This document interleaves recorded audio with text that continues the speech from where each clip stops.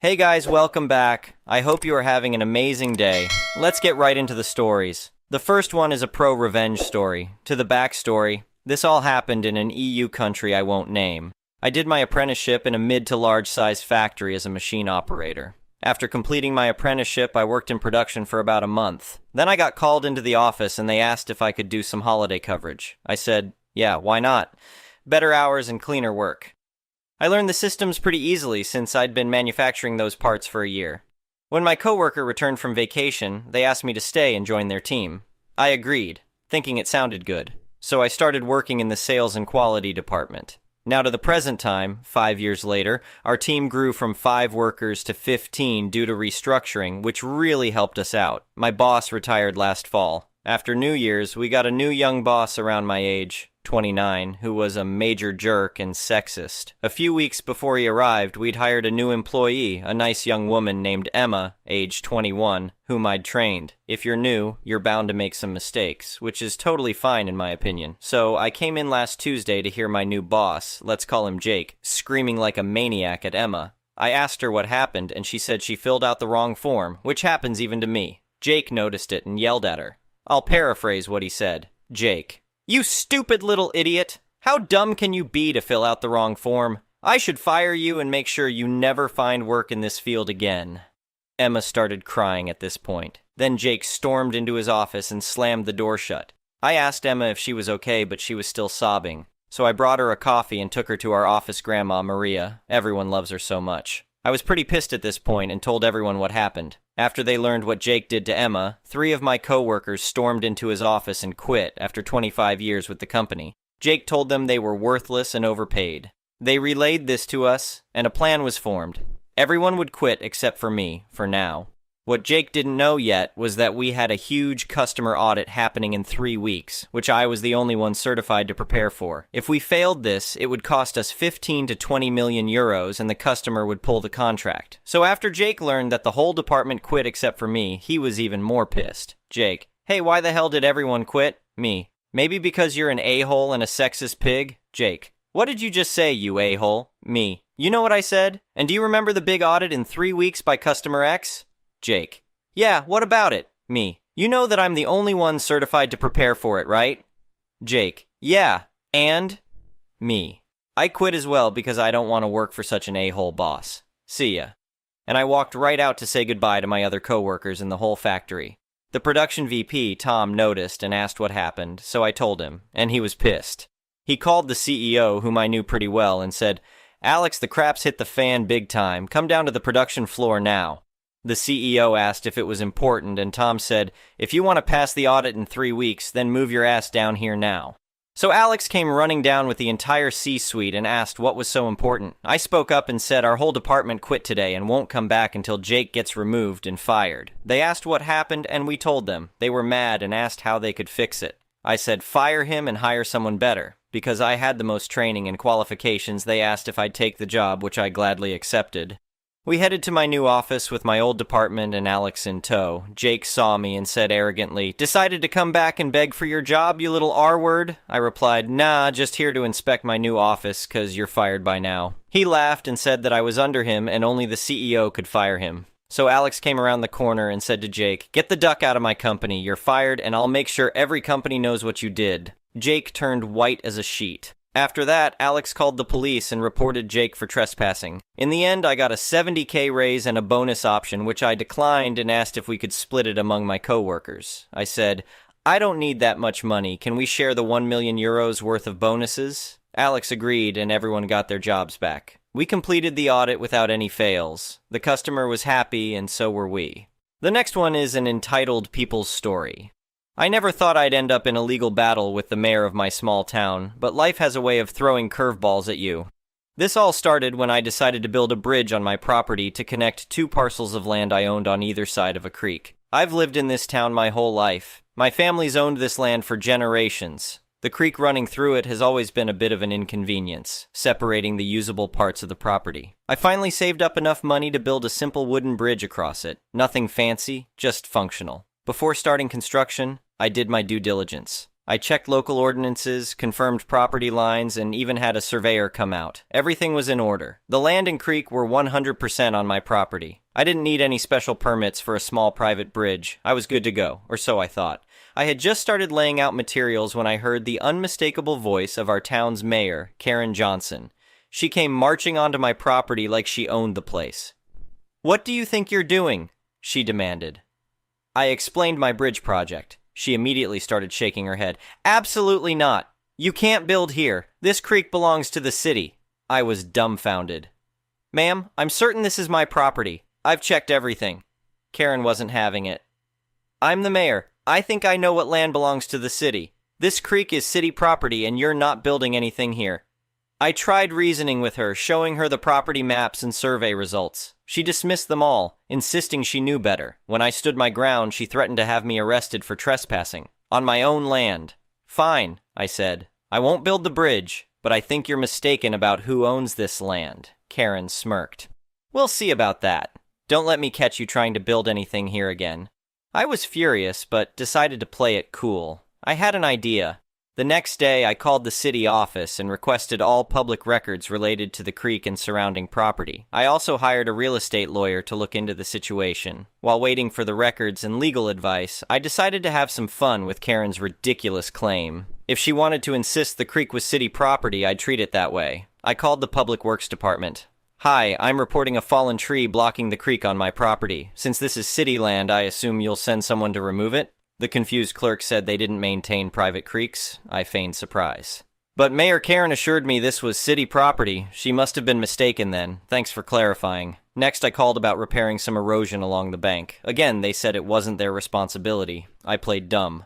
Gosh, the mayor seemed so certain this was city land. How embarrassing for her to be wrong about that. I kept this up for days, calling about every little thing. Branches in the water, algae growth, even some litter that had washed up. Each time I made sure to mention how the mayor herself had claimed it was city property. Word started getting around. People were confused about why the mayor was apparently mistaken about city property lines. Karen caught wind of what I was doing and was livid. She showed up at my door, red-faced and seething. "I know what you're doing," she hissed. "Cut it out right now, or I'll have you arrested for harassment." I put on my most innocent face. "I'm just being a good citizen and reporting issues on what you claimed was city land. If that's not the case, maybe you should publicly clarify the situation." She stormed off without another word. A week later, my lawyer called with good news. He'd gone through all the records and confirmed without a doubt that the creek and surrounding land were entirely my property. The city had no claim to it whatsoever. Armed with this information, I decided to move forward with building my bridge. I hadn't even started when Karen showed up again, this time with a police officer in tow. "I warned you," she said smugly. "Officer, arrest this man for trespassing and illegally building on city property." I calmly handed the officer copies of my property deed, survey results, and my lawyer's findings. "Actually, officer, I think you'll find I'm well within my rights here. The mayor seems to be confused about property lines." The officer reviewed the documents and turned to Karen. "Ma'am, this appears to be private property. You have no authority to prevent construction here." Karen's face went from smug to shocked to furious in seconds. She started ranting about how she was the mayor and she knew the law better than anyone. The officer calmly suggested she leave my property before she was the one arrested for trespassing. As she stormed off, I couldn't resist calling after her. "Don't worry, I'll make sure the bridge meets all city codes. Wouldn't want to violate any regulations on my own private property." I thought that would be the end of it, but Karen wasn't done yet. At the next city council meeting, she tried to push through an emergency ordinance prohibiting any construction near waterways without special approval. Approval that would come from her office, of course. Luckily, I'd anticipated something like this. I attended the meeting, and during public comments, laid out the whole situation. I presented evidence of Karen's false claims about my property, her threats, and her attempts to abuse her power to stop a perfectly legal project. The other council members were shocked. One of them asked Karen directly if she had really tried to claim private property as city land. Her sputtering non-answer told them everything they needed to know. The council not only rejected Karen's proposed ordinance, but also voted to launch an ethics investigation into her conduct. It turned out my situation wasn't the only time she'd overstepped her authority. Long story short, the investigation uncovered a pattern of Karen abusing her position for personal vendettas and to benefit her friends. 2 months later, she was forced to resign as mayor. The local paper ran a story about the bridge that brought down the mayor. As for me, I finally got to build my bridge. It's nothing fancy, but every time I walk across it, I can't help but smile thinking about how it led to justice being served. The new mayor even attended the grand opening when I finished the bridge. He jokingly suggested naming it the Karen Crossing as a reminder of what happens when officials abuse their power. I decided to go with something a little less inflammatory, but the story has become something of a local legend. These days, things are pretty quiet around here. My property value has gone up now that it's all easily accessible, and every so often I see Karen around town. She always scowls and looks the other way. I just smile and wave, thankful that in the end, the truth came out and the little guy won. It just goes to show, sometimes standing up for what's right, even if it's just a simple bridge, can lead to big changes. And hey, if you're ever in town, feel free to stop by. I know a great spot for skipping stones in a lovely little creek, on my property, of course. The next one is a petty revenge story. I was a supervisor for a call center in 2013. I had worked for this company for about 7 years before working my way up to supervisor. It was for what I thought was my dream job. Decent pay for the time, good hours, and what I thought would be a relaxed environment. My job mainly consisted of doing QA for the phone calls, doing takeovers for irate customers, and making sure the schedule was done weekly. I was supervising a team of about 15 people. Most of them were good, solid people. However, there was this one employee, let's call her T. T was at the time, 25-year-old female, with me at the time being a 30-year-old male. I made it a point to keep my personal life distant from my team members. However, I could tell T was having issues. Issues to the point where she was coming into work hungover every day, puking in trash cans hungover. I'll point out that if a person opted to leave early with no sick time, this was an occurrence. Me, feeling sorry for T and tired of seeing her throw up, would ask her if she wanted to leave. If I asked an employee this, it wouldn't go against them if they left. She opted plenty of times. I didn't want her to get in trouble with HR. Well, T started calling off. A lot. It got to the point where HR told me I had to write her up. I had no choice. So, I brought her up to my desk with the door open and a witness supervisor with me. I told her she was getting a write-up for her absences. She was mad, but accepted it, signed the write-up, and that was that, I thought. 2 days later, I got an IM from my boss asking me to come to her office. I get in there, and my manager and the head of HR was there. They tell me the VP of HR is on the phone as well. Apparently, T is fighting this write-up, saying I did it because she wouldn't sleep with me. WTF. I've never been in a room alone with this woman, let alone given her any indication I wanted to sleep with her. No, she was a train wreck whom I had a soft heart for and tried to cut her a little slack. I asked HR if they had any proof of this. Of course they didn't. I asked if I was in any sort of trouble.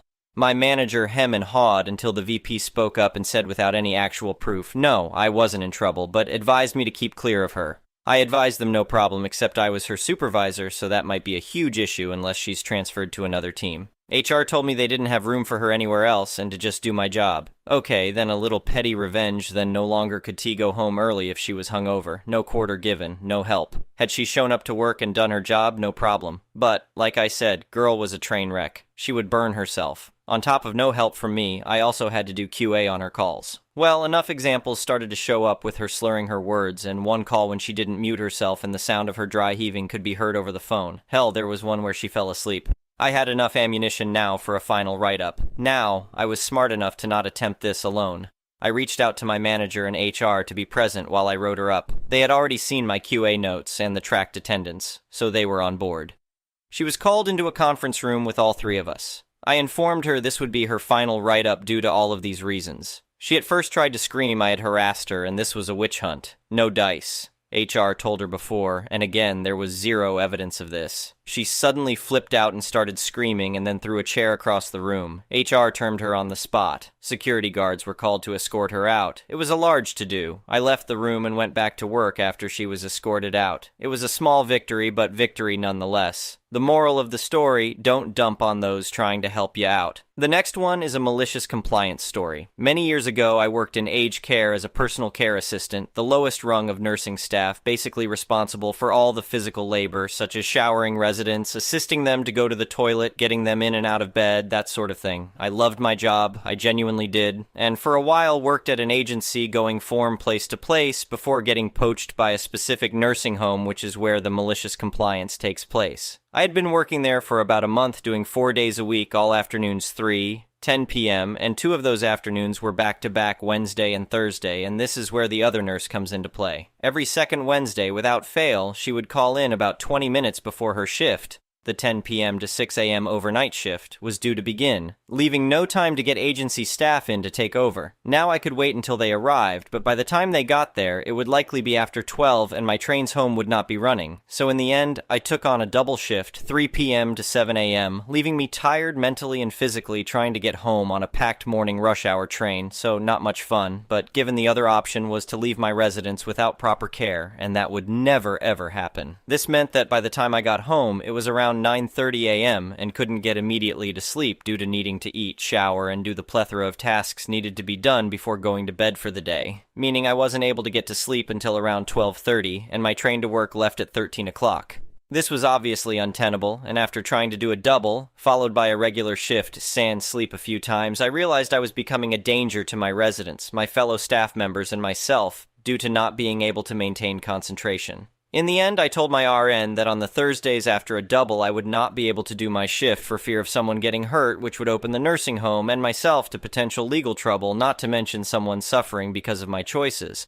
So, this had been happening for about 6 months now when I get called up to the office of the owner, who promptly sat me down and berated me for taking every second Thursday off and not being a team player. I tried to explain why it was that I was taking those Thursdays off, but she would not listen, so in the end I walked out with a write-up and a threat of termination if this behavior continued.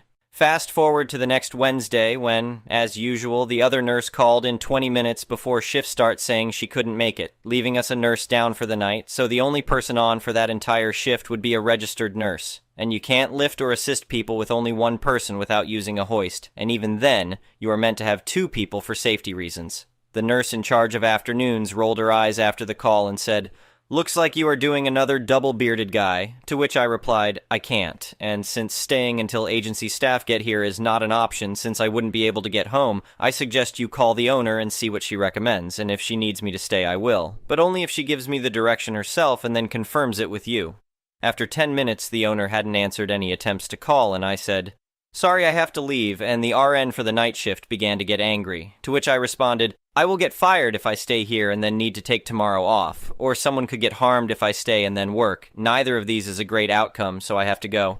Now, I knew they were never going to be able to get agency staff with such short notice, and that even by the slimmest of chances they could find someone, it would be several hours between registering the request and someone showing up. So I walked out the door and hung around the corner for half an hour, knowing I would get a call sooner rather than later, and that I needed to be close by in order to get back and ensure my residents got the care they needed overnight and had my idiot grin to wake up to in the morning, especially for the 3 people who loved early morning showers. The call came, I returned, and 2 nights later I got a call from the owner who authorized me to work doubles as needed and take the next day off for safety reasons. As far as I know, the nurse who did the late call-ins was still working there when I left a year later. In the end, my residents got the care they deserved and I got to get some sleep after working 15 hours straight. The next one is an entitled people's story. I want my mom to transfer the deeds of her house to me and put her in a home. This was the opening sentence to a phone call I recently had with a member of the public. To get to me, she has made it through multiple perplexed colleagues from across the charity and legal sectors, and it had been sent to me to fathom. Your basic hospital pass of your problem now before hiding. The young lady continues with the exclamation, "Young lady, I'm just too tired of looking after my mum. I need to live a life now, and I have been doing it for so long. She won't pay for anything or let me bring the fun home. I just can't do it anymore, so I think it's only right that she gives me the house and moves into a home. She has only like 15 years max until she dies OP. Caring can be difficult, especially when you are feeling the pressure. Let's see what support might be available to you." Young lady, "I don't want support. I just want her out of the house so I can get on with my life." OP, "Many people caring get to this stage in their caring journey. With the right support, things can get better. If the amount of care needed is more, then that is something you will need to discuss as a family. However, I can give you information on the process." Young lady, "But you can tell her to give me her house?" OP, "No. Young lady, but you're supposed to help me, OP. Unfortunately, I am prevented from actually advising on legal interpersonal monetary elements. I can only advise on benefits and grants. Side note, I was very much thinking fortunately at this point, young lady. What does that mean? OP. I can't be involved in a decision like that. I can give you all the information on how it works and, young lady, what is the point of talking to you then? You're useless. OP. I'm sorry I'm not able to do this. How about you tell me a little about what type of condition your mom has? Young lady, what do you mean? OP. What type of illness does your mom have? Young lady. She doesn't, OP. How old is she? Young lady. 47. Silence. Literally 20 seconds of silence. OP. Please can you confirm that your mom doesn't have an illness like cancer or has a disability like dementia or maybe needs physical help like lifting or a wheelchair? Young lady. No, OP. Does your mom work? Young lady. Yeah, she works down the bakery. How else does she cover the bills? OP. Please excuse the intrusion, but can I ask how old you are? Young lady. 22. OP. And do you get any extra help? Young lady. I get ISA and UC and the like. OP. Incredibly confused. Don't you think your mom will mind being made to move out of her home? Young lady. She's getting old. She will be so much happier with my gran. OP. I need to advise you that what you are purposing isn't legal. Young lady. It will be fine. I'm sure my mum won't mind. OP. I really can't advise you any further. Maybe I should speak to your mum. Young lady. No, I will try someone else. And the call ended. No goodbyes or tantrums. Just a matter of fact, you aren't giving me it so someone else will. The experience put away as one of the weirder phone interactions I have had. Something that could have come straight out of Shameless. I often wondered what happened to the entitled young lady and her poor mum. I now have an answer to this as it came through the grapevine recently. I literally cannot say where, as it would reveal certain people in the same way this has been anonymized, so the characters can't be identified either. Thank you to my rather bemused colleague who helped me get this signed off as anonymous enough. The young lady got some more lawyer to create papers for her mum to sign over the rights. The mum, unsurprisingly horrified, said no, and the young lady threatened her with a knife. Fortunately, authorities were called, and the young lady is now serving 3 to 5 years for a variety of crimes, including extortion. Honestly, had this been written by Euripides, there would probably be another complex named after a Greek poet. Thank you for watching. I would really appreciate it if you could like the video and subscribe to our channel if you haven't already.